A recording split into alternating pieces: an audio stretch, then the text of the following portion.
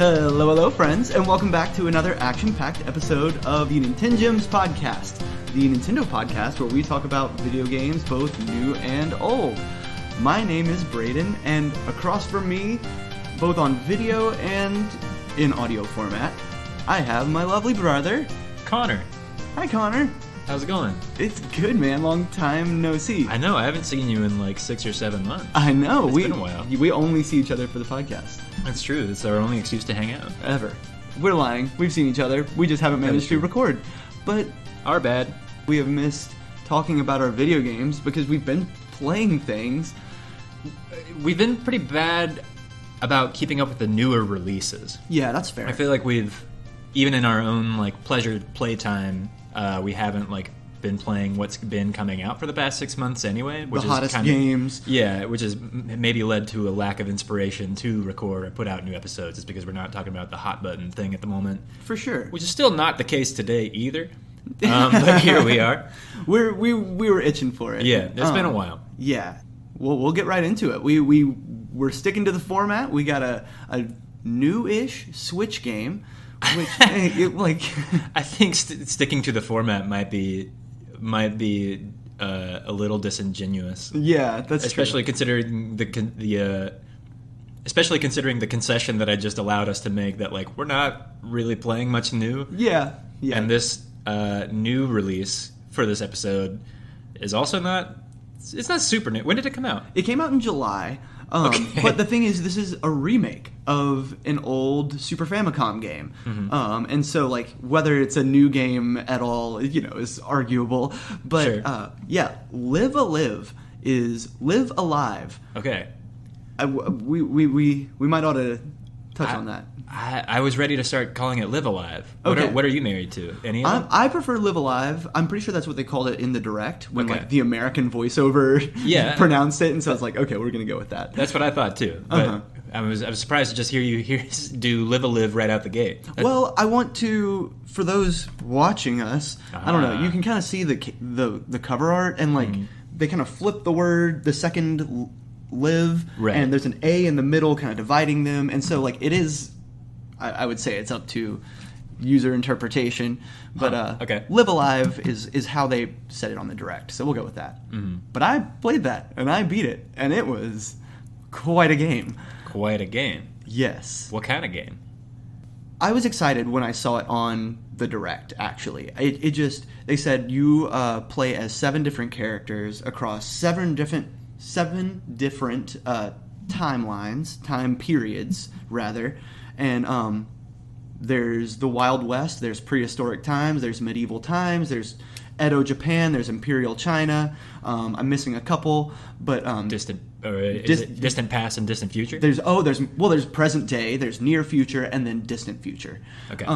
And so there's all 8 time periods that you'll play in, and it just sounded really cool. And then part of the visual appeal is it took like the art style that I want to say started with Octopath Traveler and kind of bled into like Triangle Strategy and some of Square Enix's newer RPG type games. They call it HD 2D. Have you heard that term? I have.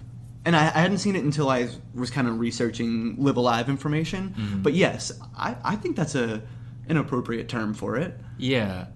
It's a little controversial that this visual style, because as you mentioned previously, Live Alive is a game that originally came out for the Super Famicom back in the 90s. I don't know the exact date off the top of my head. So it was a Super Famicom Japanese RPG. Exclusive to Japan. I don't know if we've said that yet. It did not come to the USA, at least. There was no English version of it ever distributed at the time, except for this remake recently.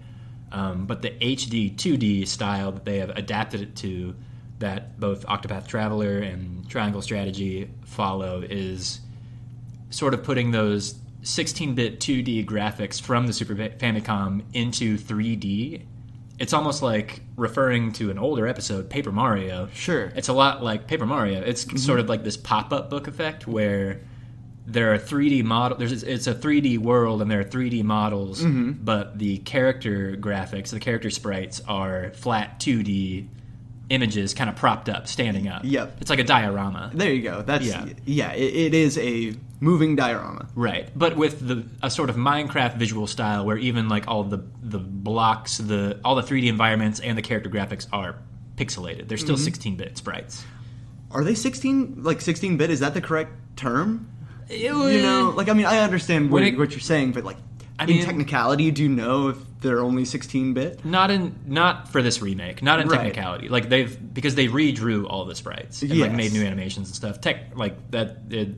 No. Yeah. HD 2D. Mm-hmm. That's where we are. Fair enough. But I am a big fan of the art style. You are? Yes. I like it too. But again, it's controversial. Mm-hmm. Some people think it looks ugly. Right. I've loved the Final Fantasy Tactics. And I haven't played the original for PlayStation 1, but I love Tactics Advance and Advance 2 for the DS.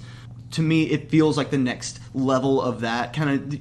It feels like special effects almost. Like they've managed to come up with like a new paint color or something. You know what I mean? Like just a new way to express like pixel art, and I really like it. I think it adds a lot of flair to like action as well. Like it makes spells and explosions look so good in those like pixelated environments as well.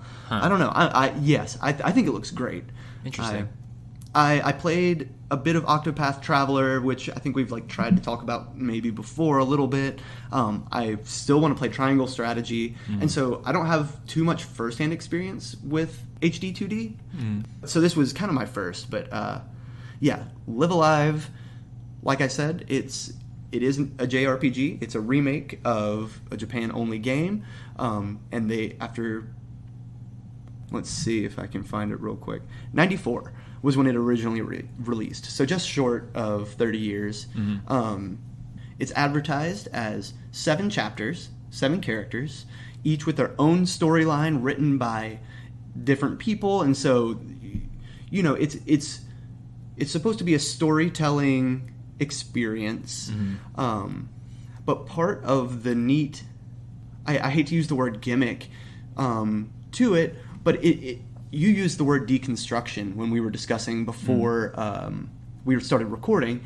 It is a bit of a deconstruction of the JRPG genre as a whole. That is like the conceit going into it. I think I want to follow up, and I want to kind of start off by like asking where you were when you went into it. Like what did you know about it going into it and expecting? But what I remember, because as we were also discussing pre-recording, there are a number of the 16-bit era, Super NES era, is famous for having a lot of turn-based RPGs, a lot of quality turn-based RPGs. That's like kind of where that game genre as a storytelling format especially really kind of came to fruition. Blossomed, yeah, with all the Final Fantasies, the Dragon Quests that we never got in the U.S. Absolutely.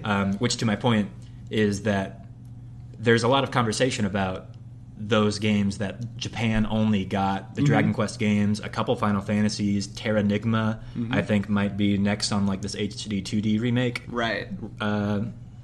trajectory.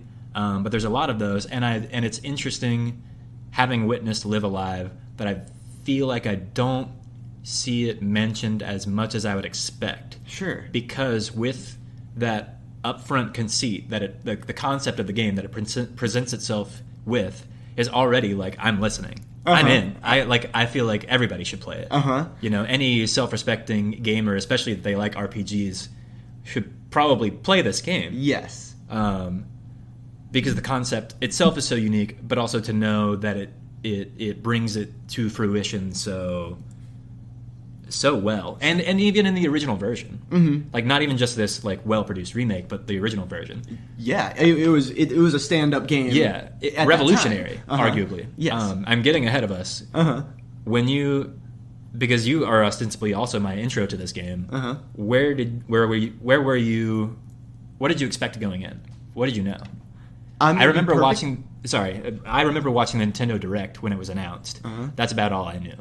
That is all I knew as well. Again, so I didn't like Octopath so much because it's traditional RPG, like turn-based RPG, like most any Final Fantasy, and so I very much like tactical RPGs. We've talked about Pokemon Conquest, and like I said, I like Final Fantasy Tactics, Fire Emblem. Yes, that adds just another dynamic to the gameplay that really clicks with me, and the gameplay for Live Alive during the Direct showed tactical, like grid-based tactical RPG. And that's what sold you? Well, it was the story combined with the graphic style, combined with it wasn't Octopath like standard turn-based. It was tactical RPG. Tactical RPG combat that you enjoy, the HD 2D art style that you have observed and enjoy. I think what's important to note about the story, I know we kind of sifted through the different genres, the timelines, the prehistory, Imperial Japan or Imperial China, feudal Japan. There's 7 different chapters, 7 different stories that take place, but you choose them in any order. Yes, that's what's important to know. You can while as you are playing them, they are wholly unrelated. What is great about them is they do come together in the kind of grand finale sort of way that you would hope. An all-encompassing story would do. Yeah.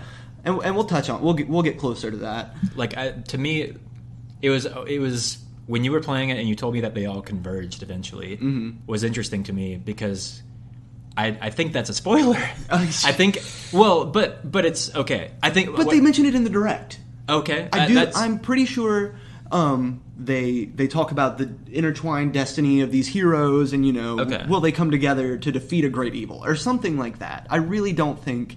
I don't remember that myself. Okay. In fact, what I was like fixing to say, like gearing up to say, was that like the concept that it is just a Live Alive is an all-encompassing RPG that just like has 7 high-quality short stories in it, short-form RPGs, is enough to sell me on it. Yeah. And they all share a similar battle system but approach it differently because of the different settings. Same. But the fact that they all converge is like, oh, so this is a whole story. Yeah, that's so interesting. I can't remember where I started. You know what I mean? I'm in too deep at this point, and like something about the Direct really sold me. Sure. And maybe it was just because I'm a sucker for anthology style storytelling. You know what I mean? Totally. Even if they never converged, I would have appreciated it and would have been interested. Same for me. Like that concept itself is enough to sell me. It's just storytelling wise, because it's worth noting as well, just for the layman, like these other 16-bit RPGs that we're talking about, Final Fantasy, Dragon Quest, Terra Enigma, whatever, Chrono Trigger. Well, that might not be. They're all conventional linear stories. Yes, linear, like hero's journey, start at beginning, trials. Exactly. And this one is decidedly non-linear by nature because it's telling 7 different stories across history in whatever order the player chooses. You can start with the distant future story and then play the Wild West and then play the present day and then play the prehistory one. And they're all just as relevant. Yeah. At any point. They don't tell a linear story together, but once you finish them all and unlock an 8th story, it's where the pieces start falling into place, which is really cool. Yes. And so each of these chapters, episodes, they average out about 5 hours, I'd say. Each? Yeah, maybe even closer to 3 or 4, probably, because my total playtime is at 40 hours. My Switch says. Wow. And so That's clean. I did everything. You know what I mean? Not everything. I completed all the different endings to the main overarching story. Each chapter, each timeline, there are like secret bosses you can find, and a couple of them have different endings. And they really are like each their own self-contained mini game. Absolutely. Kind of. They all play mildly differently. So, for example, the distant future, you're playing as this tiny little robot that's trying to discover human emotions, and there's 0 combat in his storyline, in his timeline. And it feels so appropriate. It's very story-based, very text heavy, and but I mean that's part of it. You're exploring and reading things, and I've played games like that. And then you go to the near future. That's the mech one, right? It's the mech one, yes. That's and cool. It employs kind of like an overworld style map where you have a smaller sprite running around, like Dragon Quest, running around a city or something like that. And so like you do have a map to work with, which none of the other timelines are quite big enough. Yeah, the world is so big in that one that it requires a map. Yes, and it makes you use it, and you end up getting in a mech, like you said, and big mech fight. Is that what leads to the combat system in that one, or is there out of mech combat? There is out of mech combat as well In that one. In yes, there's combat in all of the other timelines minus the distant future with the robot, just to varying degrees. I feel like that's.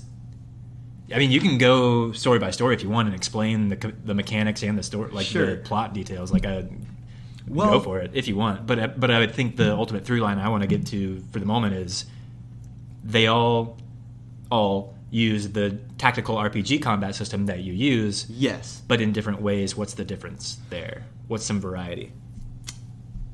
In principle, the combat does not change a whole lot across different chapters, because so I did prehistory first, which also felt like an interesting choice because you are playing as cavemen, and it has kind of this like comedic lighthearted storyline to it, especially compared to some of the other stories where he is like discovering fire and like finds a female human, and he gets big hard eyes, and you know what I mean, and so he like has to chase off the monsters trying to get her, essentially. And so but they don't talk. That There's one's no text. Only combat. Yes, and lots of facial expressions, and the cavemen going oh, and stuff like that. But you are putting the story together yourself because nobody says anything. They can't speak, and it was so combat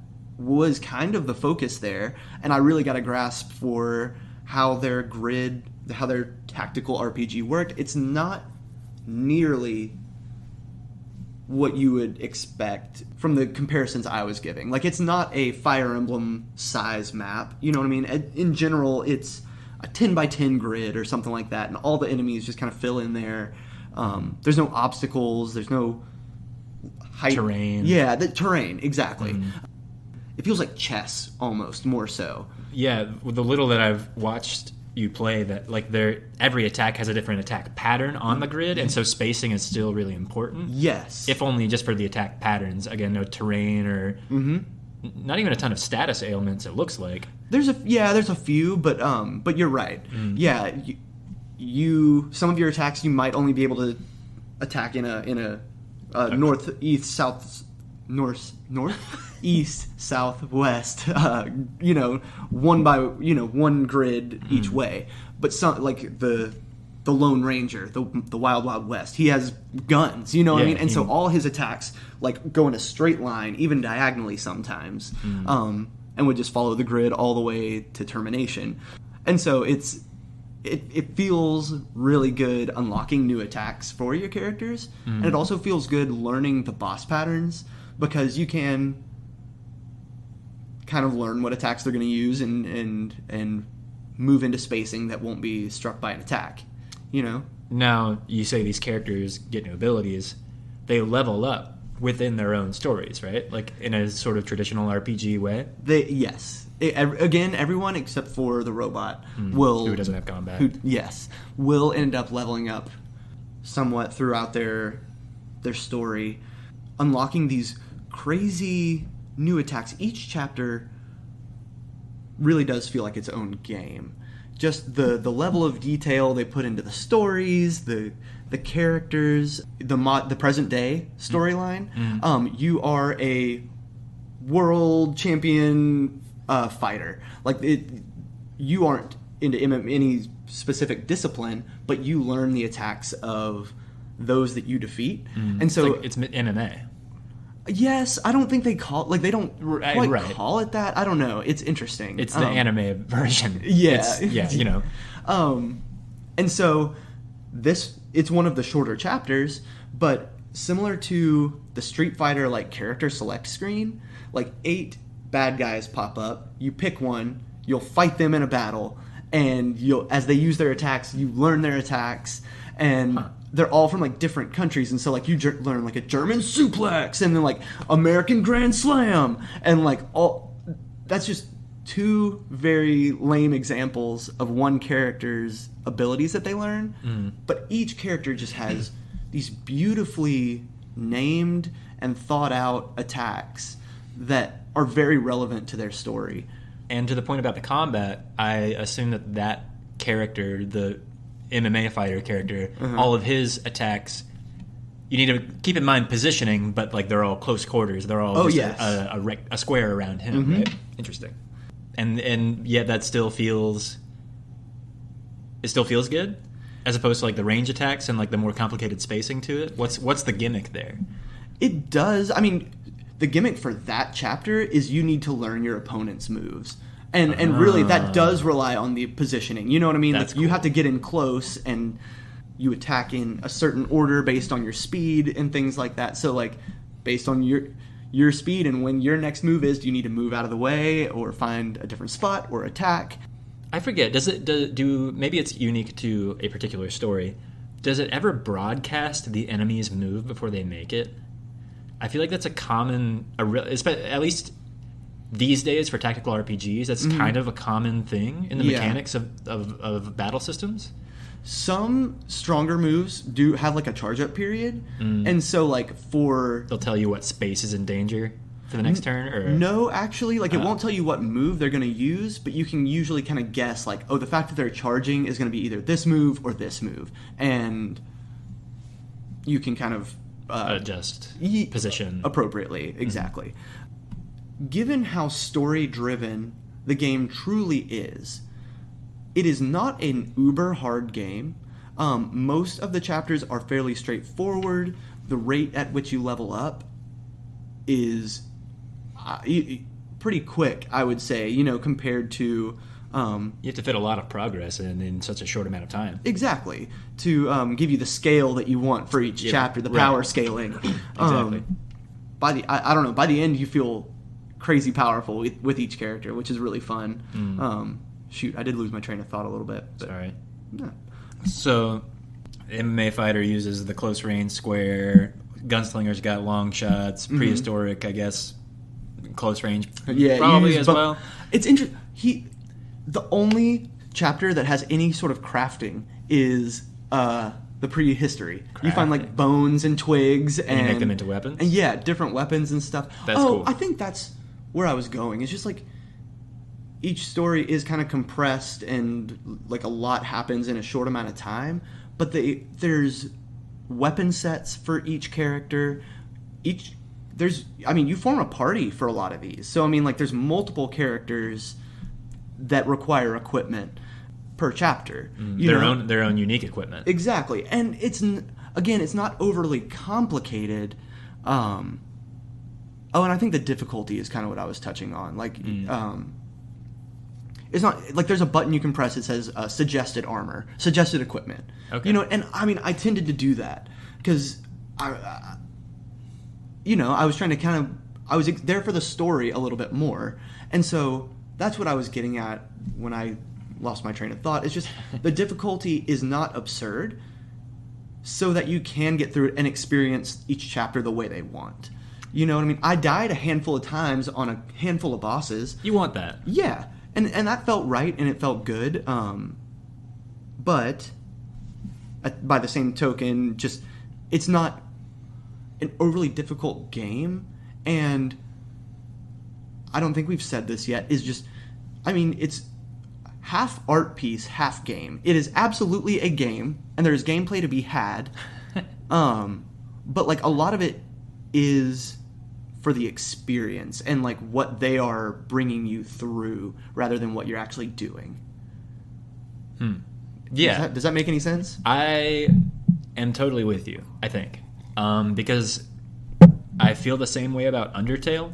Yes, I know. Yes, there's a vein there. Yeah, totally. I think Undertale, which we have covered on the show in the relative recent past, considering our episode output, it's become one of my favorite games of all time. And even though I'm so late to the party about that, but it is important because it wields and then tosses so many genre conventions for turn-based RPGs and video game storytelling. And it sounds like Live Alive did that, and also kind of some of the same exact things, just like 2 decades earlier, which is really interesting. Because I also, with those, with the leveling up and the RPG mechanics that it does do, that and you say like the level progression is snappy and makes sense within the confines of each story. Yeah. How much do you think, can you tell or do you know how much of that was like balanced for this remake? Do you think they probably got it pretty close on the first go around, or do you think they like tweaked a lot of the stat progression and stuff for the new version? I could believe that the original, in classic like JRPG fashion, there was some pretty heavy grinding involved. You know what I mean? Just I can feel it, because I mean, like, there were points, especially as I was trying to get like a true ending to the game. I mean, I spent probably 2 hours grinding, which in JRPG context is no time at all. Like, you know, Dragon Quest, like something like Final Fantasy, like that. But in this game, the fact that I had to grind it all, you know what I mean, implied that, makes me think that maybe the original didn't have it down quite so pat. Sure. And that's fair. I mean, and that's the kind of thing you want from like a remake or a re-release like this, which will put a pin in that for the next game we're talking about for me real quick. Yeah. No, it didn't, and it doesn't feel too streamlined either. You know, it's not railroaded. No, not by any means. But I would forgive it for being railroaded for this kind of game too, because because especially, I don't know, a player like you that is playing it for the narrative, for the story reasons. I don't know. And again, that's Undertale for me too, is like, I want so many people to play it because I think the story is so affecting. But there is still some game in there that you gotta like get through to get to it. You have to like be able to play games still. Well, so let's, from here, I think I might need to do a little bit of a spoiler warning. I don't think anything I'll say will make the game not worth playing. In fact, it might like tempt you more. But I think I want to go into just the finale of the game and how it all kind of culminates and stuff, because that is just a huge part of like the package, you know. And so, anything you want to qualify or condition before we get to that point? Like, you recommend it, play it, right? Yes.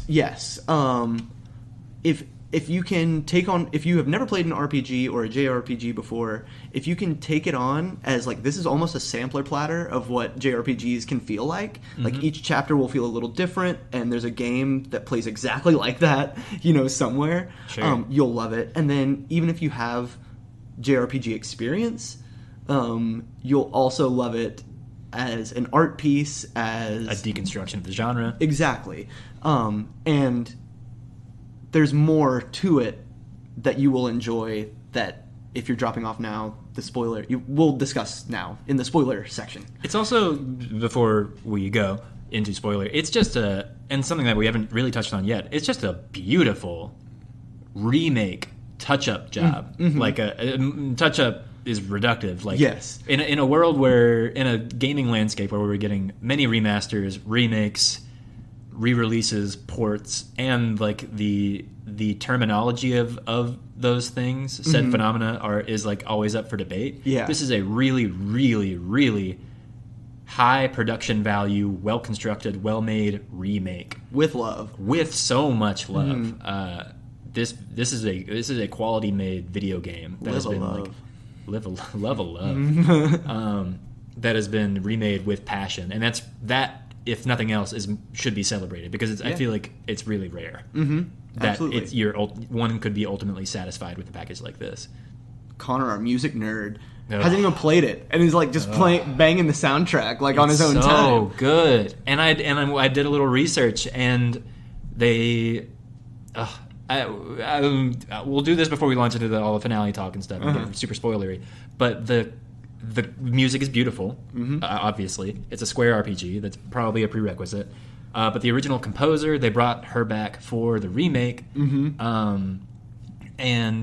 And we've talked about before with I just recently listened to our Donkey Kong Country episode. Oh, yeah? Very recently, which was a nice refresher for all the Super Nintendo hardware capabilities for this episode.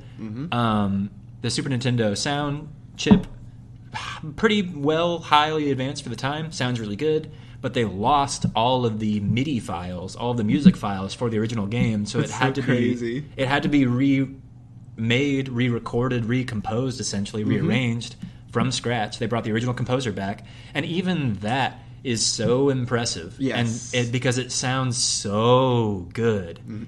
Using the original as just like a reference track they had to do. Yeah. You know?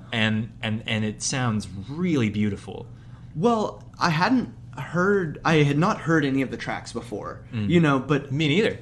But now that I've played them and I recognize them, they're so searchable. It's, you know what I mean? I've clearly been missing out. Right. It's on not a whole like subsect of JRPG music, video game music. Yeah, it's really great, and again a note on like just the state of remakes and ports and stuff. I'm often very disappointed with how music is handled and rearranged.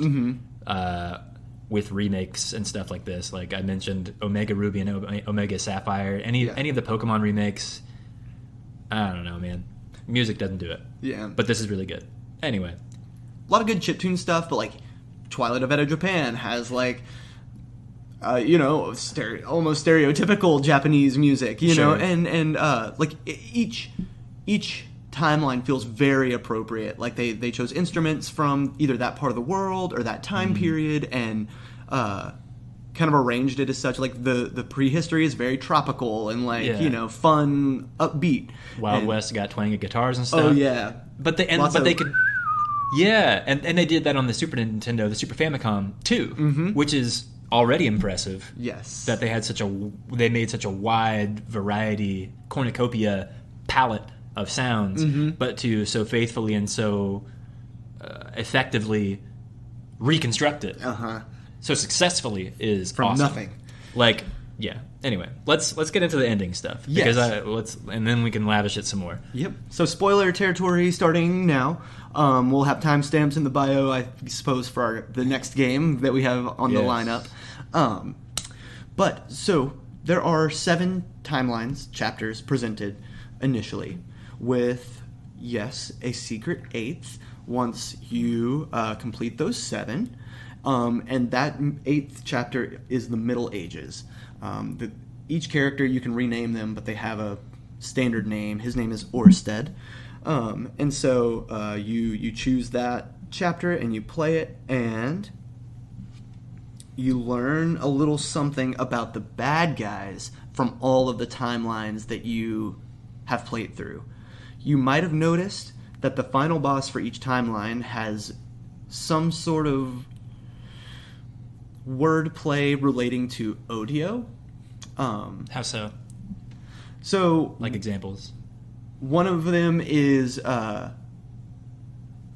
actually just a giant bird robot thing, and it's called audio. In the mech one, near future Japan. But it's really interesting. All the there's little birds flying around, and their tweet is audio, audio, audio. And so I don't know, that was the first time it kind of like clicked to me.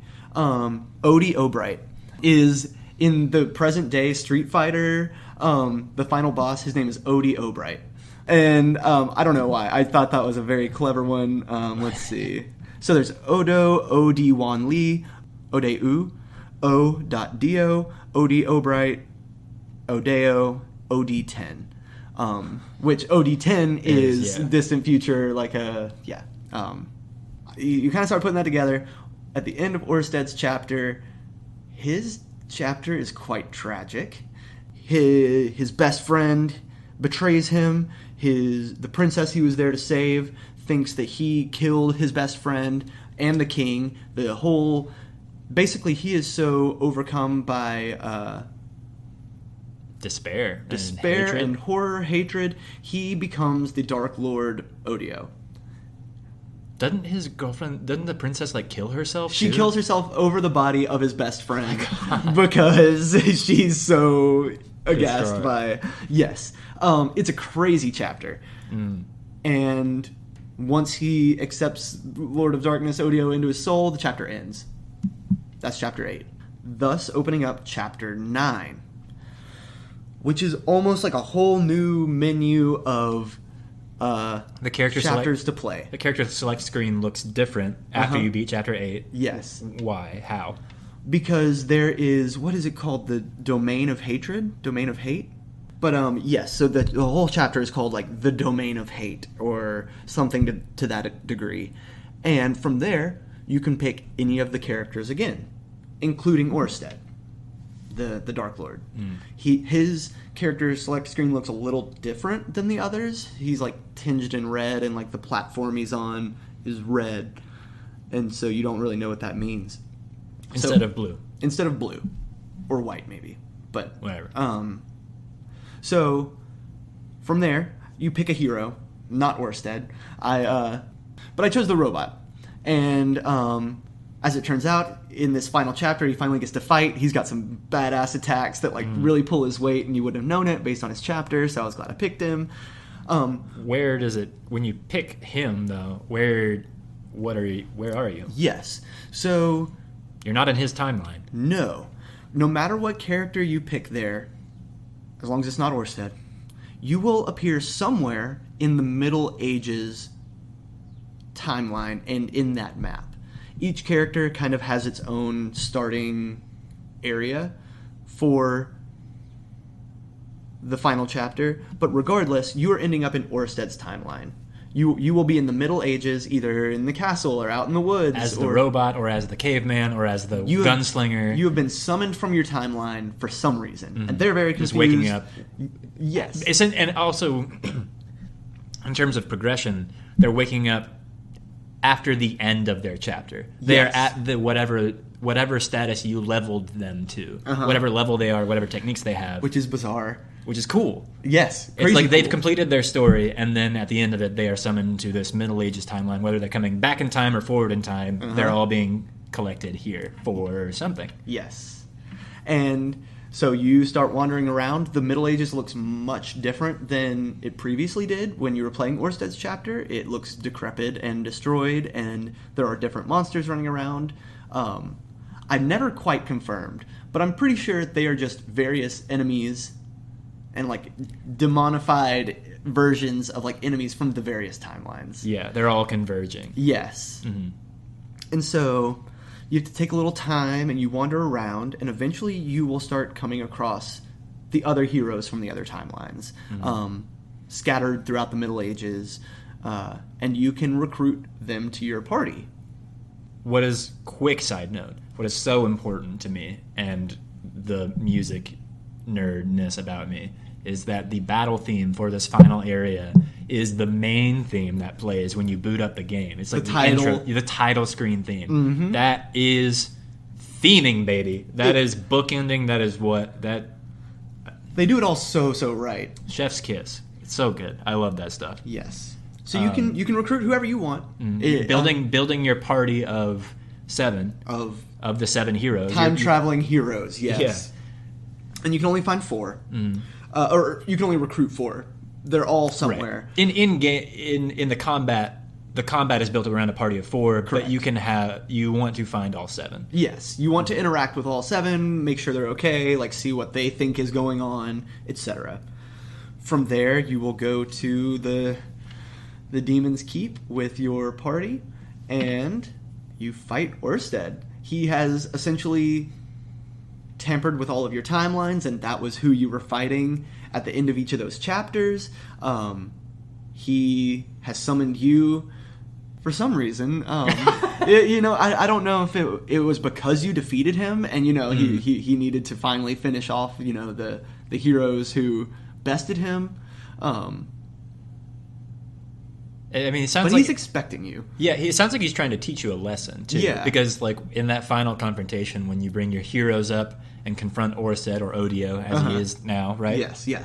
He is now the demon lord Odio. He's like, it's really cool. It's another really cool narrative thing where there's a long conversation between your party and him where he points to each of the party members that you have and is like, this is what you failed to do in your story. Like he's reading them for filth. He's like, you were like, for the MMA fighter, he was like, you were only after glory and fame and fortune, and that's selfish.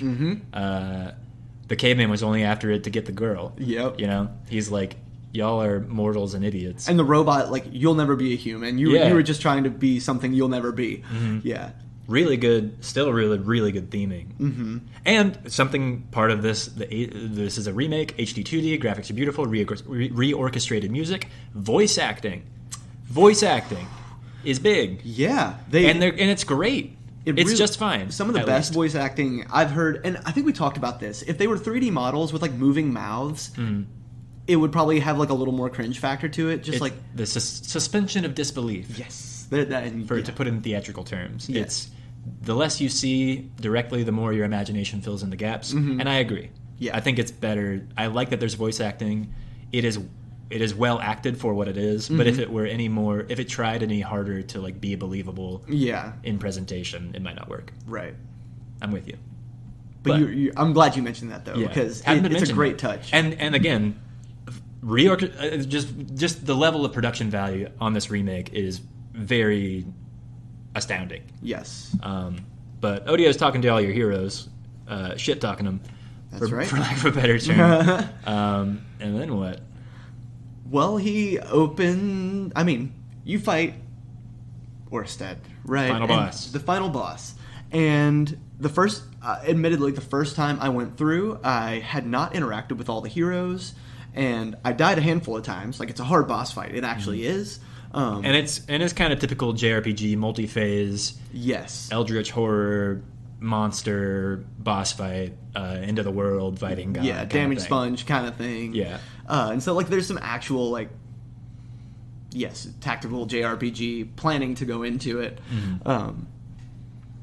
But, so the first time I beat him, and that was great, and it was fun, and it was a good ending. Like, Can you? I don't think you can beat him if you don't have all 7 heroes.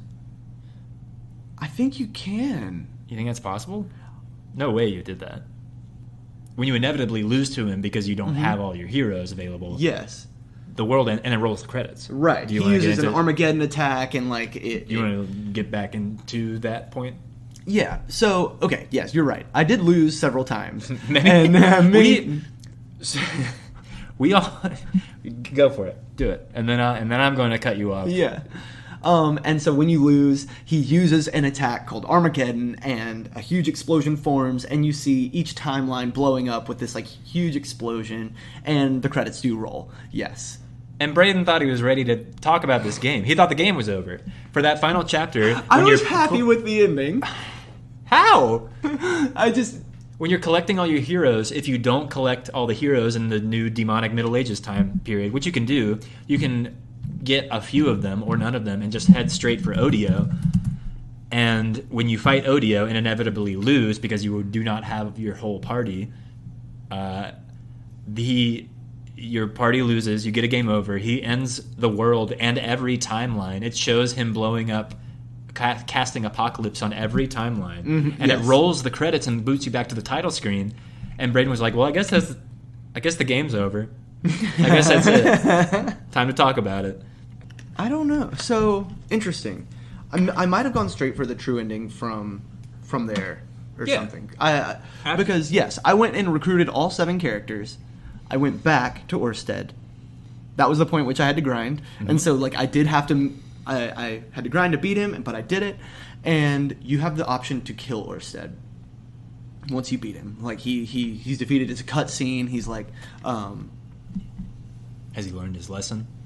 Is he sorrowful? Is he regretful? He is shameful that he has been defeated. Shamed, perhaps. So you have the choice to kill him. You can either do it, and I believe the credits roll there. And I think, like, I don't know. I don't know where all the splits come into place. I really don't.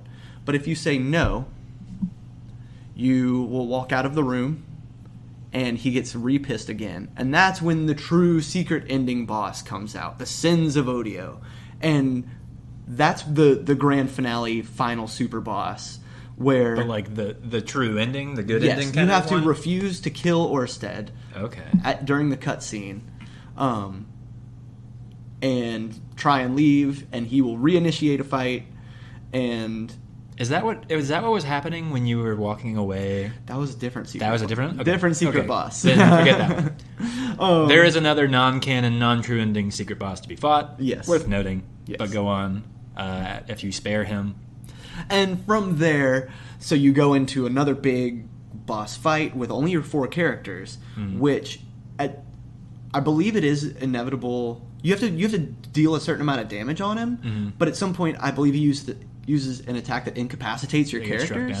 And the other 3 heroes come in. You get to use them for a handful of turns, which is really fun. And from there, it all kind of just snowballs downhill, and you end up winning in the story. That's the true ending. It's fantastic. And Orsted does... I don't know if he asks for forgiveness, but it acknowledges... Is he redeemed? He is absolved. You know what I mean? I think, like, redeemed... I don't know if he's going to heaven, but... he's had a hard life. But he is forgiven on Earth. On Earth as it is in heaven. Yes. As above, so below. Yes. Sounds so lame. Like, I can't do it justice to just the weight that it truly feels when you're playing it. Like, between all the characterization, all the music, the build-up that you've been looking for, all these characters coming together, intertwining these stories. You spend a lot of time with each of them. Yes. And some of them probably feel like old friends because, like, the one you started with first was, like, 35 hours ago. I hadn't seen him in a long time. And some of your characters may vary. Some of the storylines, you maybe only one character will survive, and like that's going to be who you use in the final chapter.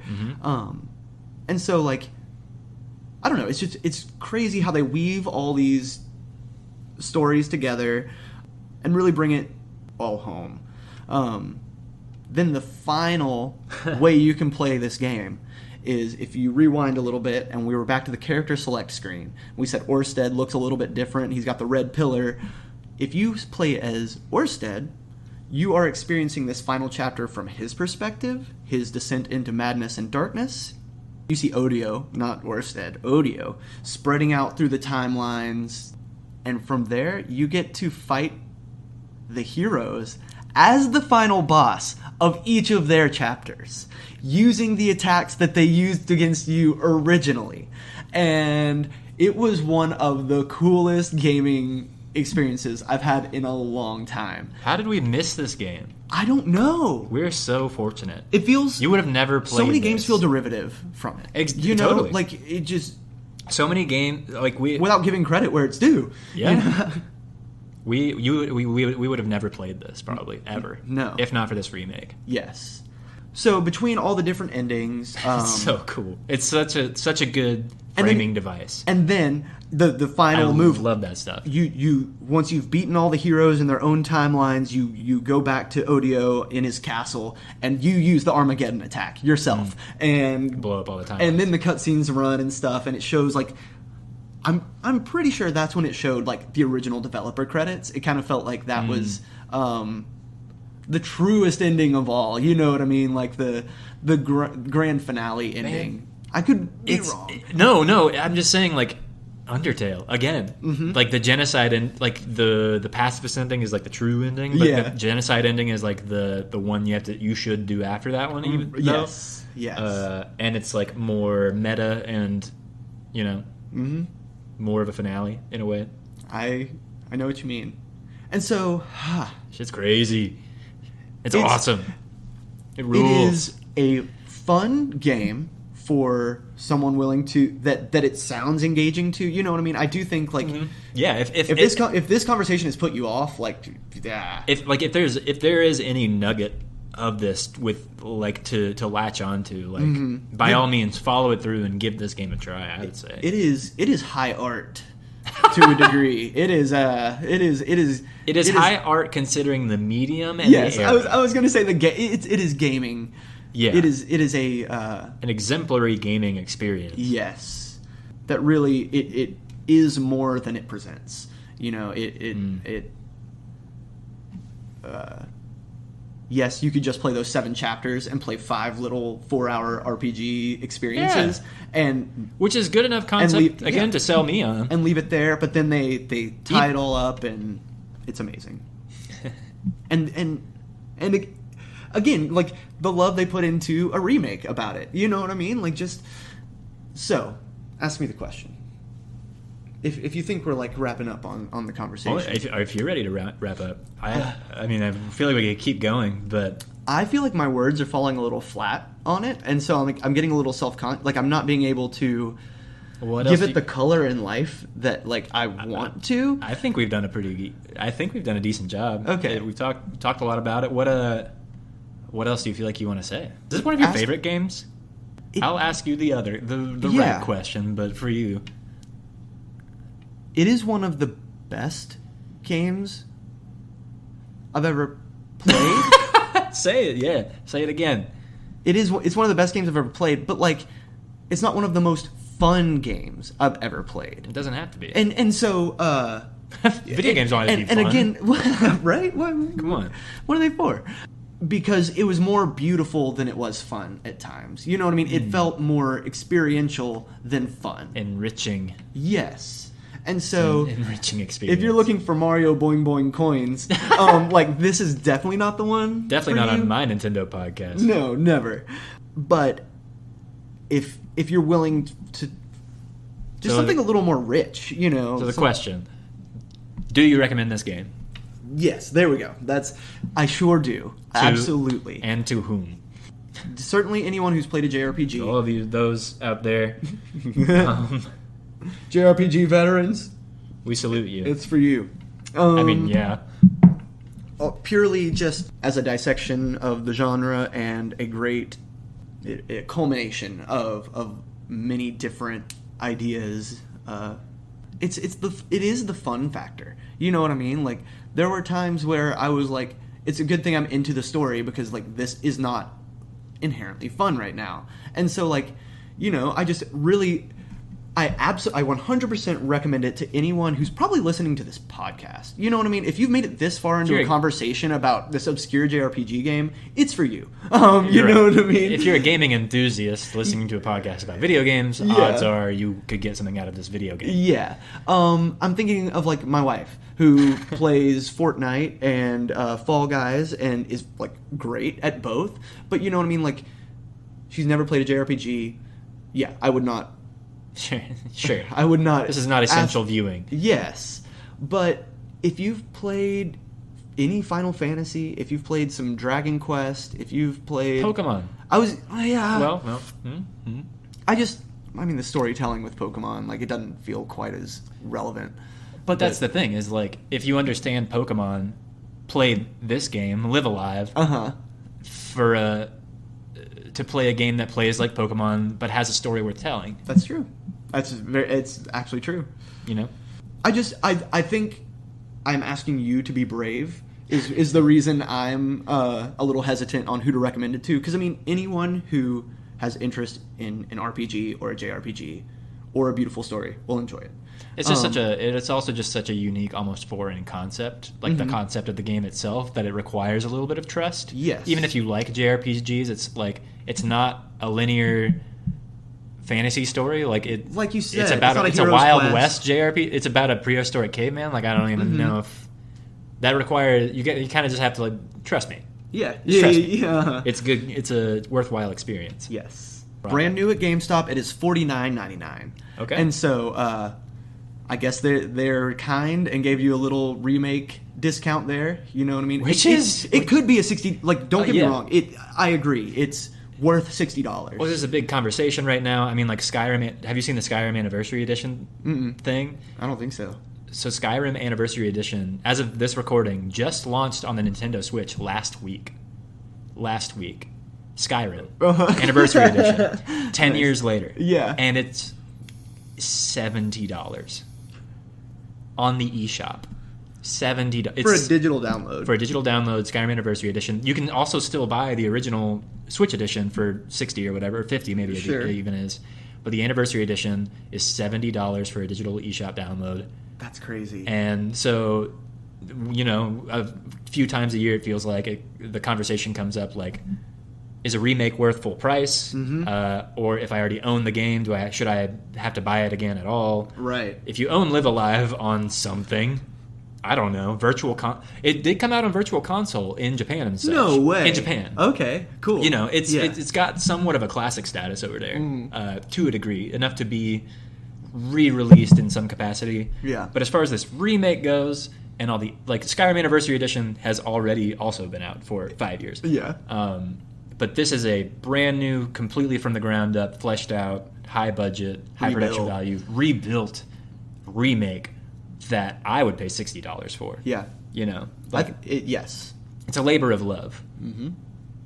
And I spent 40 hours on it. There are multiple paths you can take in several of the timelines. And so, I'm never the type to really go back and, especially JRPGs with so many different little things to accomplish and try and do for one piece of equipment. I'm not quite that type, but for example, Twilight of Edo, Japan, you play as a shinobi sneaking around, and you have the option to go straight to your objective, rescue the prisoner, kill, fight whoever you need to in the process. If you end the chapter, and accomplish your objective, you did it.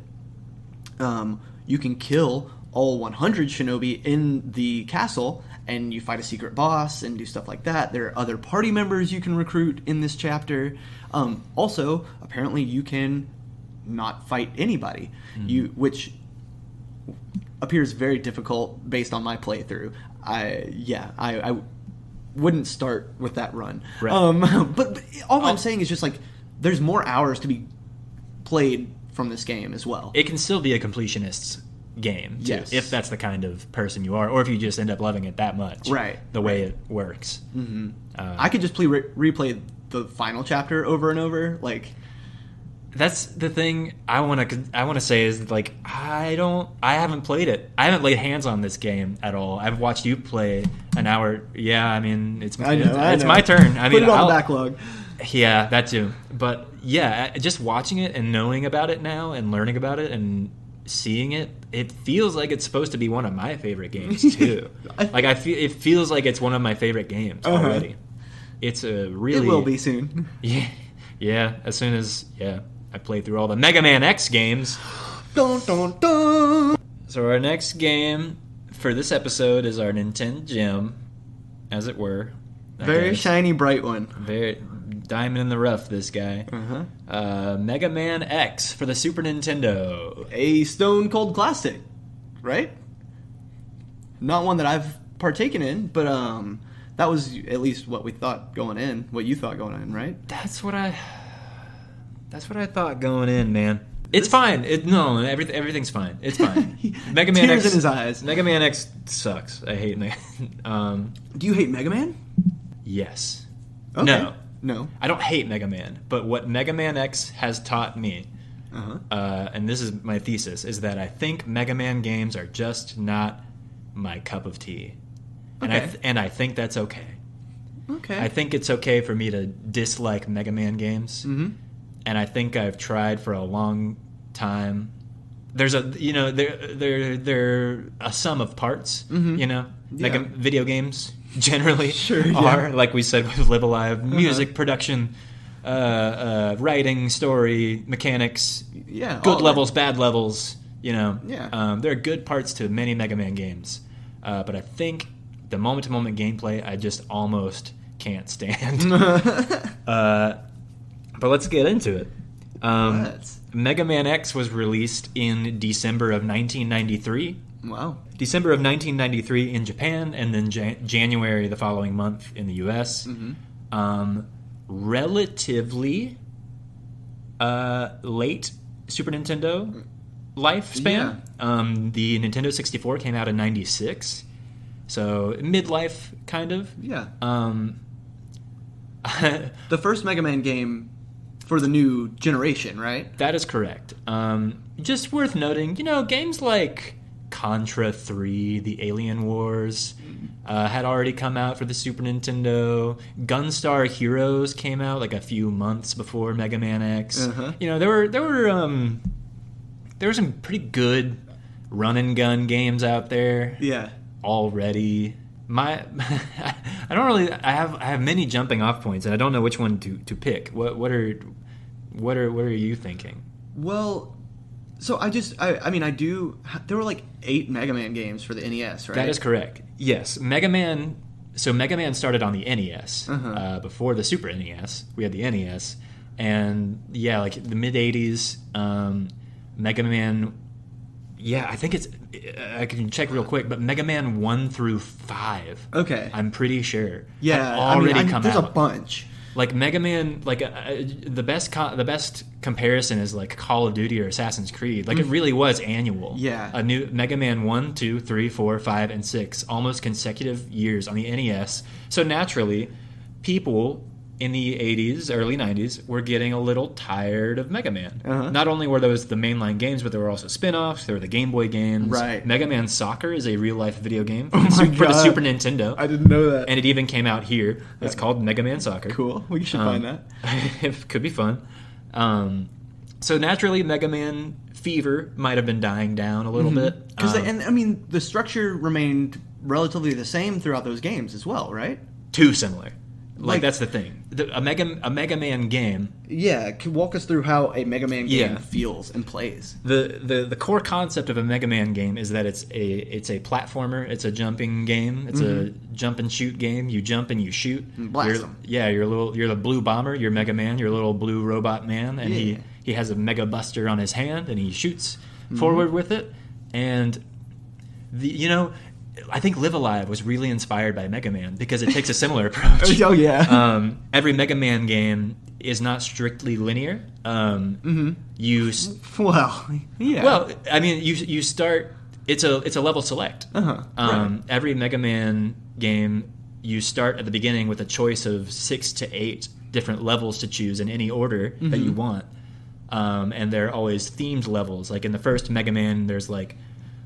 I don't remember. This is probably wrong. Cut Man, Metal Man, Flame Man, Ice Man are the different themed bosses that you can choose from, and you choose their level to play. And the goal is to clear their level, get to them as the boss, defeat them as the boss, and the gimmick of the whole game is that when you defeat each boss, Ice Man, Flame Man, Cut Man, whatever. You get their weapon. So Mega Man's Buster is just like a straight point forward shoot little blaster. You can only shoot forward. Little dots come out. Yeah.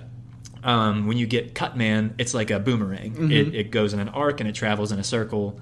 Flame Man, I don't know, it's like a spread shot. Ice Man freezes enemies. Yeah. You get their weapon, and then you can use that weapon in other levels. And that leads to a whole sort of type advantage gimmick. Okay. I guess I'd never recognized that bit. Really? Yeah. It's very important. Okay. That's very important to this. The Heat Man, Flame Man, Fire Man weapon is going to be very, very strong against Ice Man. Okay. That's cool. To the task of defeating any of the Robot Masters, any of the bosses with just the Mega Buster is so hard. It's very difficult. Yeah. Like it comes down to when you're playing a Mega Man game, like which Robot Master and associated level is the easiest to beat with the Mega Busters. You do first to start the dominoes. Yeah, and then you kind of do them in order of like weakness. Yeah. Clear them all out, and then once you defeat all of the Robot Masters, you collect all of their weapons. You kind of have this arsenal going now. Then you go to the final boss stage. Dr. Wily is the main villain of the whole series.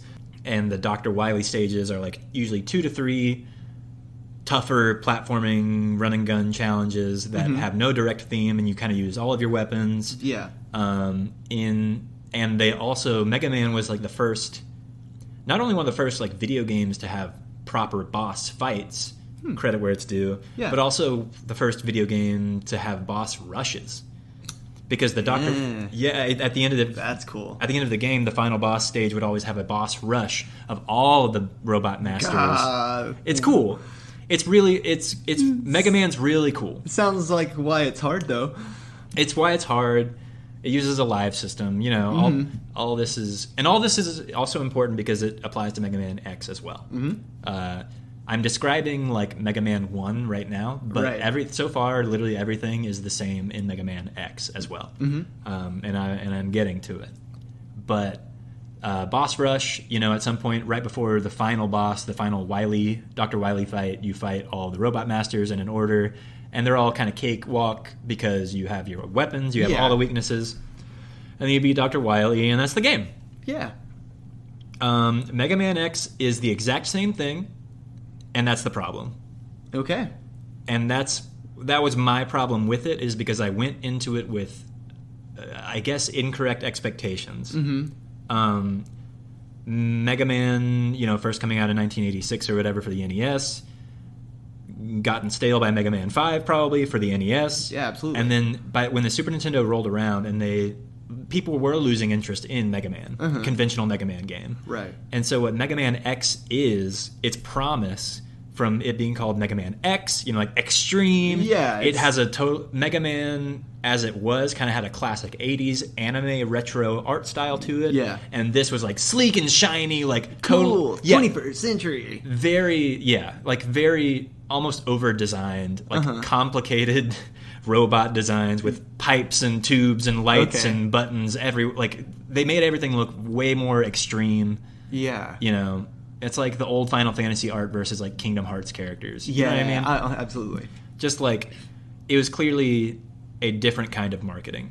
They wanted this to be cool, rad '90s Mega Man, and next generation. You know, exactly. I mean? Yeah, and the hardware allowed for that. It allowed more detailed and complicated sprites and animations and stuff.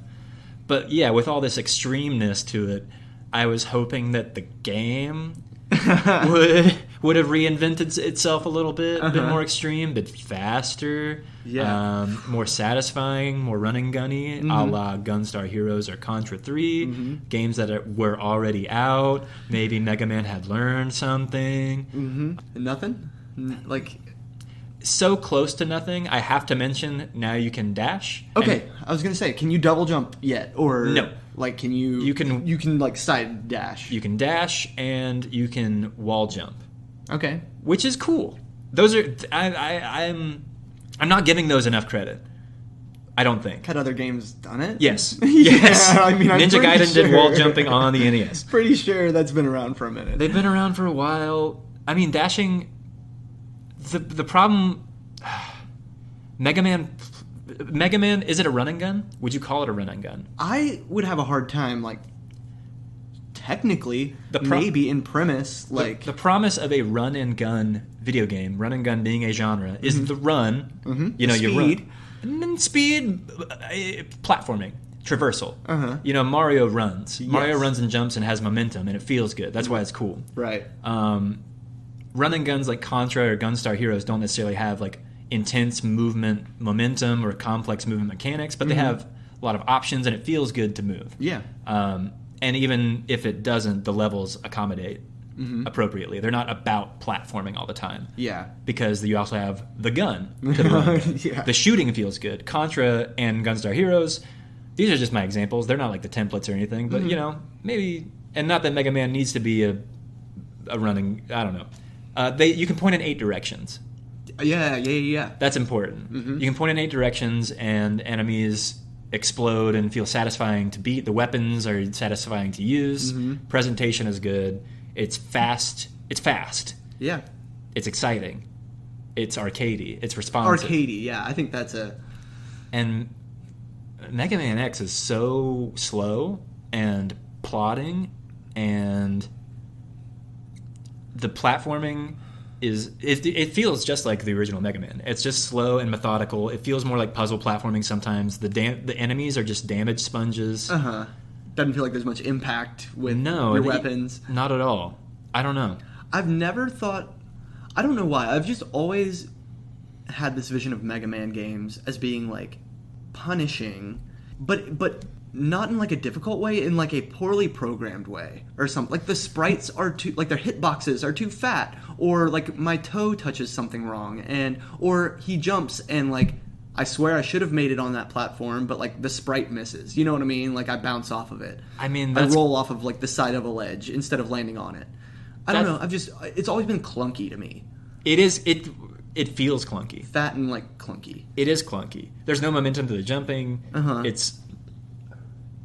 It's choppy. Yeah. It's not fun. It's just boring. It's like it's the most rudimentary, boring platforming that could possibly be. Yeah. It's there's nothing to it. Even with wall jumping and even with dashing, and when you dash, if you dash and jump, it carries your momentum. That's cool. So you can do like long jumps, and sometimes in some levels you have to do like a dashing wall jump. Okay. To get to like a secret area and unlock a secret power up. Yeah. Which is cool. There's hidden power ups in the levels, in these 8 themed levels. You know, there's different small abilities and power ups you can acquire that you could otherwise miss. Secrets. Yeah. That's cool. Using the new mechanics they gave you. Yeah. I don't know. It all feels, yes. And all that to say about the running guns is like it's hard to classify Mega Man as a running gun because it sucks at running, and the gunning sucks too. It's just not very fun to me. But again, that's where my false expectations come in, because I was expecting a sleek, fast, satisfying, pick up and play immediately, like fulfilling running gun experience, like a flashier Mega Man, a speedier, more satisfying, fun, action-oriented Mega Man game. That the Mega Man X I thought was going to be it. Right. It's just another Mega Man. Yeah. It's just like kind of better Mega Man. I hear of so many different Mega Man titles and spin-offs as being like different people's favorites and stuff. Totally. And is X a lot of people's favorites? Yes. You know what I mean? And do you know why? No. Is it because they are now 40 years old and that's the one they started with? I think so. I think you just like have to have been there. I think you really, because even, and the graphics were like a cool enough change, you know? And the graphics are like pretty cool. There's some really cool Super Nintendo Mode 7 and like parallax effects. Some of the music is really cool. It's using a lot of like electric guitar samples. Yeah. And it's got some good composition. And like some of the even for as over designed as everything is, I kind of like it. The colors are nice, and I think some of the designs are cool.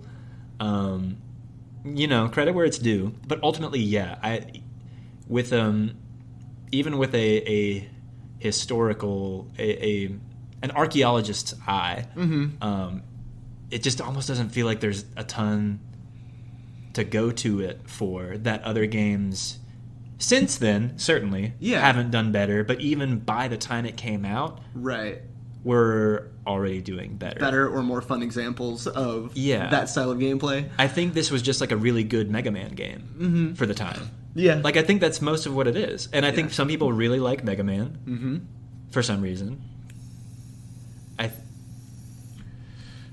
I think it would just like have to be one of the games that you had at the time. Like one of the few, like the $60 game that your mom got you. Sure. It's your Christmas present or whatever. It's replayable over and over. It's very replayable. I mean, if it were fun. I mean to the degree that Mario is. You know what I mean? Like you can pick those levels over and over and get really good at them and speed run the stupid game. Exactly. And there's speed to be had. There's speed and satisfying gameplay to be had, but you have to like be really masterful of it.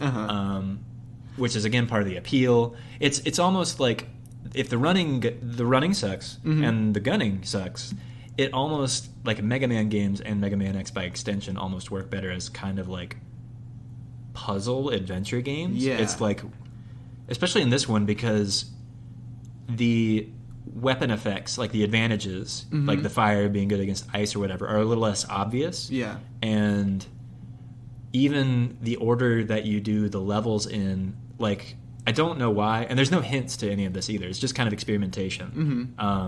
If you complete Chill Penguin, his ice level, before you do Flame Mammoth, is the fire level, then the Flame Mammoth level, the volcano, is frozen over. which makes it a lot easier, and you can traverse more of the level. Interesting. It's interesting. You know, kind of cool, creative. Yeah. Doesn't make a ton of sense. You kind of, like, it's just kind of like blind experimentation. Yeah. And not every level will have an impact like that on any other level inherently? No. There's just like just a couple cute things like that? A few cute things, but it's more than cute because it, like, makes the level twice, like, it More makes manageable. it a cakewalk. Yeah. It's just... Weird. Very weird. But cool. I don't know. When did Zero become a character? This one. That's the big one. That's another big thing about Mega Man X is that it made Mega Man about... Everyone's favorite Mega Man character. Literally, yeah. I mean, I did some research and, like, Zero was going to be Mega Man. Really? Zero... For this game or back when they were designing Mega Man? For this game. For Mega Man X. Mm-hmm. Because like I said, like with the whole redesign, making everything sleeker and cooler. Yeah. They were redesigning Mega Man naturally, and the design for Zero was one that they almost went with, like making him red and have blonde hair and a sword. Yeah. Just making him into an anime swordsman was almost what happened. Like that's kind of what like the director or whatever wanted to do. Yeah. But they went with something a little more traditional, a little more akin to his original design, Blue Bomber. And Zero was made into a side character, but also, like you said, got so popular that the Mega Man Zero series has superseded the Mega Man X series in a lot of ways. Absolutely. He is introduced in this game. He's barely in it. So he's not playable? No. Okay. Not even. Gotcha. I don't think so. I looked up secrets and stuff after the fact, after I beat it. Yeah. And no, I don't think he's playable in this one. In future X games, yes. In future Mega Man X entries. But I know there's like X2 and stuff like that. Yeah. There's... X. We'll get into that, too. But, yeah, this game bucks Mega Man tradition like no other. There's an intro stage before you choose the Robot Masters. Wow. You don't start with your choice of Robot Master levels. There's an intro level when you start it, which is crazy. Do you need an intro level? Is it Kinda. even necessary? Is it okay? No. But, for story, no, not even. No. It could have been done in a cutscene because there are cutscenes. Okay. And this one, again, it's a little more story driven. Okay. Zero is a character. The story is, it's like, I don't know, it's set like 2,000 years. Mega Man is already set in the future, and then this one's set in the more future because everything's even more cybernetic and more mechanical, and everything is even more robots now. Yeah. And I don't know, Sigma. There's Maverick hunters. That is like a force of good, I guess, that hunt robots that have gone rogue. Okay. Cool. And X is like a distant is like an ultimate weapon. He's like Mega Man, but like the creator that made Mega Man was like, in the distant future, we will need something even more powerful. And so he made X, and I guess also Zero. And X and Zero are Maverick hunters, and so they're hunting the Mavericks. The Mavericks are the rogue robots. You following? Yeah, I guess. Pretty complicated. Pretty cool. Pretty awesome. And Sigma is the big bad villain of this one, and he was a Maverick hunter, but he went rogue. And so you gotta hunt him down and make him dead. And he is also why they always do like this world building thing, which I think has been like retroactive, where all the robot masters were once good robots that like had functions. Like Iceman was for refrigerators, and Heat Man was for, I don't know, air conditioning. Yeah, lamps. Yeah, gas lamps. Yeah. All the robot masters in Mega Man X were once like functional robots, and then Sigma turned them evil and Mavericks, and now you have to hunt them all down, get their powers because you are X, you're an ultimate weapon, collect them all, beat Sigma, and the story, the intro stage starts with you getting captured. You don't have all of your abilities. You don't even have the dash yet, Okay. which is cool. There's a Metroid kind of Metroid stuff going here. Yeah. Like a theming device where you're starting at the bottom and then you work your way up. Yeah, get it and learn it. Yeah, you get your butt kicked by a little mini boss named Vile, and then Zero comes and saves you. Okay, that's cool. It's kind of cool. And Zero has a really cool theme song. I'll give it that too. Mm-hmm. And then after the intro stage is all the Robot Master stuff. That's all out of order. You can do whatever order. Yeah. And then for the Sigma stage, the final stage, after you clear everything, there's like 4 Sigma stages. Yeah. They're annoying and whatever, and they have really annoying bosses. Mm-hmm. But eventually you fight Vile again. Okay. And he has Zero captured. Zero goes into the Sigma base before you, and Vile defeats him and captures him. Mm-hmm. And then you confront Vile, and you fight him, but he defeats you.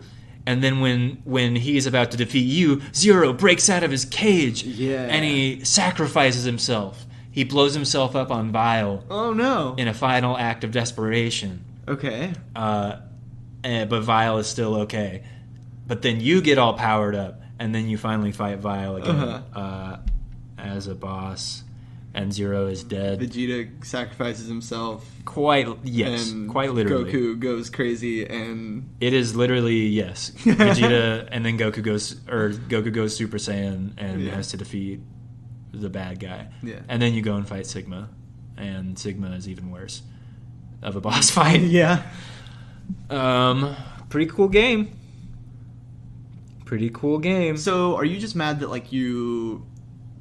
do you feel like you've wasted your time on it? You know what I mean? Do you wish you'd spent time with another game instead? Or do you feel like, oh, okay, now I know that Mega Man's not for me? Or I guess I'm glad I understand. I don't know. It deserves some reverence. But something else I've noticed is that I don't know if I trust anyone that loves Mega Man anyway. You know? Yeah. That sounds pretty harsh. But as in when I think about the retro gaming media that I consume these days, the analysis, the conversation, Mega Man X doesn't actually get mentioned all that often. And I think there's reason for that. I think it's just kind of it's time Mega Man X got dethroned. It's time we put it in its place. What is considered peak Mega Man? You know what I mean? What Mega Man X? But see, that's troublesome. It's up to know? I don't know. It depends on who you ask. Everybody kind of has. Is Zero more fast paced and what did we have for the Game Boy Advance? Mega Man X for the Game Boy Advance. Ooh, no, you might be right. It might have been it was color. We have one Game Boy Color game called Mega Man Extreme 2. That is because you can play Zero in that one. You can play a Zero in that one, and that's something I'll give this is that I don't know. This is my first Mega Man X game. Like you said, there is Mega Man X2. There's also Mega Man X8. There are almost as many Mega Man X games as there are Mega Man games. And I don't know. I haven't done the research on which one is actually the best. If anything, it gives me optimism that maybe X3 is the best one. Yeah. Maybe they fix everything that I might have a problem with in Mega Man X2. Maybe that's the best one. I don't know. Might not be there by 8. Maybe. Are they all for the SNES? No. That's something else I haven't mentioned. I've been playing this on a Mega Man Legacy collection on my Switch. Oh, that's right. I have not been playing this on the Super Nintendo. And even, I don't know, the Legacy collection is cool, kind of. The big thing is that there's no save states. And that sucks. They really put you through it then. What happened to me, and I'm all for experiencing something in the original format, but this game was clearly held back by hardware limitations in a lot of ways. Okay. In some interesting ways. There's a lot of slowdown. It throws a lot of things on screen at once for no reason, and it stutters a lot. The way that the scrolling works, the platforming, enemies spawn, and then when you go back, they spawn again. Mm-hmm. And so the enemy spawn points get really unfair really quickly if you're just trying to dodge bullets or like, I don't know, explore. Yeah, you got to be careful who you bring on screen. Yeah, it's very. And then if it's a moving enemy, then there might just like end up being a bunch of those on the screen and start slowing down. Like the game just starts chugging. Weird. It's really strange. But mostly, what is important to note is that your Mega Buster, your main weapon, is infinite ammo. The Robot Masters, the extra weapons all use ammo, and you replenish your ammo and your health by defeating enemies, and they sometimes drop ammo or health pickups randomly. Like even if your ammo is full and you have 1 health left, it will drop 7 ammo pickups before you can, or if you're like almost out of lives and you just the 1-ups are little rarer drops and you just want to pick up a 1-up for another try, you have to grind. Yeah, you have to grind enemies for health and ammo. Jeez. And what the final boss does? There's 3 phases to the final boss. Mm-hmm. Do you remember me mentioning that the whole final boss level gauntlet, you can save, but when you reload at any point during that, it starts you back at the beginning. At the start. The start of the 4 segments or whatever. Exactly. Yeah. So if I am at the final boss, the final boss, and I save and quit because I'm like, this is taking too long, and come back to it, I have to start over. Right. Even if I saved. Frustrating. That's crazy. That's something you'd think they would have fixed with the Legacy Collection. Something else you would hope that they would have fixed with the Legacy Collection, and there's no save states, which is already big. For a retro re-release, that's pretty common practice. Or for like a collection, an anthology, that's pretty old hat at this point. Let you get through the games. Yes, make it a little easier. And again, I like experiencing games how they originally came out as they're intended, quote unquote. But the way the final boss works is that you can collect extra tanks of health through your journey. Yeah. Those are some of the bonus power-ups. Sure. And by the time I got to the final boss, I was through all of my extra tanks. Okay. But when the walk up to the final boss is a straight shot. But between every attempt, it does not refill your health and ammo. Does that make sense? So if you die, all of those extra tanks that you have are empty, and all of the ammo that you use during that fight is still gone. So what you have to do is grind randomly dropped ammo and health like for 15 minutes. That's so like weird. Is this illustration like, does this make sense? It does. It really does. There's a small walk up before you fight the 3 that'll spawn some enemies. That'll spawn some just like generic enemies that you just like have to shoot, and they're not even like they're just there to replenish your stuff. But it just like and it's random. What a weird. And it would be one thing if they adjusted it so that it only drops what you need. Like if I didn't use any of my tanks and I just needed ammo, just drop ammo. Just drop ammo. Right. Please just drop ammo. I don't need health. Thank you for the health. My health is full. Right. I'm full. I'm stuffed. I don't need any more. I have maximum 1-ups. I just need ammo for my weapons. What the heck? And it's bizarre and baffling. And that seems like even for the time. Gunstar Heroes, Contra 3, games were doing this, and especially for a re-release. A custom tailored re-release. It's not even like on the online collection. It's not just a straight ass port. Yeah, it's a legacy collection, and the presentation of the collection, other than that, is pretty nice. But there are just some weird oddities that are retained, carried over. Sure, could have been quality of life improvements. Sure, could have been. Wow. It was very frustrating, and that was the end of my experience. That's like what has kind of soured the whole thing. Is earnestly kind of that one encounter, and then the final boss was just kind of like RNG, random BS. Yeah. Not fun to fight. I don't know. Sigma? Sigma. Mm-hmm. I don't think I like Mega Man. Yeah. I think, and it kind of revealed to me that that's kind of what they all are. Yeah. A lot of what this game does is like what they kind of always have been and have done. It's a little more fun and a little more bearable with save states, you know, if you got them. Mega Man X sucks. I love Mega Man X. What are you calling this game now? Oh, can I say this on air? I don't know.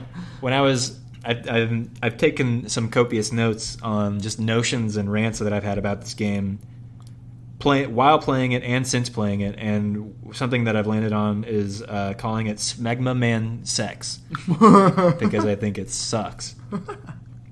It doesn't suck, but I also wrote down, you can censor this if you want, shitty cryptic test of attrition ass game. Whoa! Because that's what it is. All the enemies are spongy, they're not fun to fight, you know. And also, this is true. One of the games that we neglected to cover this summer was Kirby and the Forgotten Land. Yeah. Might still circle back to it. I gave it a shot. I still want to play it. I kind of dropped it, honest the hour. But this game made me want to play it again. Wow. Anything but this. Anything but this. It was just so over the top, annoying, old-fashioned, old-school, retro game challenge. Yeah. That was just so unappealing to me that I just wanted something breezy and less annoying and more modern. I don't know. Wow. I have ranted for long enough, perhaps. I don't know. You had a bunch of notes there, and time is passing, but believe it or not, I've said just about everything that I meant to. Okay. That I've written down here. Game slows down, not a runner or a gunner. Choppy and stilted platforming. Yeah, this game sucks. All right, so I guess go buy Live Alive and ignore the Mega Man collection for now. Well, ask me the question. Would you recommend this game to anybody? Yes. Who would you recommend it to? It's a good first Mega Man game. Oh really? I think so. Nowhere to go but up? Or well, again, a good taste of what truly Mega Man is. That it's the best, at least that I have played. It's the best taste of what Mega Man is that I can think of. Yeah. Because it is for all I've given it, it is still faster and sleeker and more fun than like Mega Man 2 on the NES. Yeah. I think. Okay. It's got a little bit more in there for everyone, just a little bit. It's not flawless. Yeah. I don't think I don't feel like it's a classic. Wow. I don't feel like it's like extremely important to like the video game canon. I think it was them just trying to like find a new market for Mega Man, and apparently it worked because we still have it. But you know, cold, but honest, but fair. Yeah. Maybe I'm being unfair. Maybe I'm being harsh. I don't know. I don't know if you are though. I think the Sonics and the Marios are more worthwhile platformers than the Mega Man in this world. But if you want to taste some Mega Man, it's got some interesting stuff. If you have ever been curious about any of the Mega Man, this is a solid platformer. You know, I would say in the grand spectrum of every platformer that's ever been released, it ekes out above average. Okay. It's above the middle. Okay. I don't know if I believe you, but well, you don't like platformers. Yeah, you don't even like action side-scrolling platformers anyway, so you stay away. You don't worry about it. You're right. I'm talking to whoever. I don't know who I'm talking to anymore. Yeah. But if you love Mega Man X, I'm calling you out, and I just haven't consumed enough like genuinely analytically apologetic Mega Man X discourse. Yeah. If you love Mega Man X, I want to know why. Yeah. Do tell. I'm curious. And do tell me if it gets better with subsequent entries, because it makes me a little optimistic for the future ones. Right.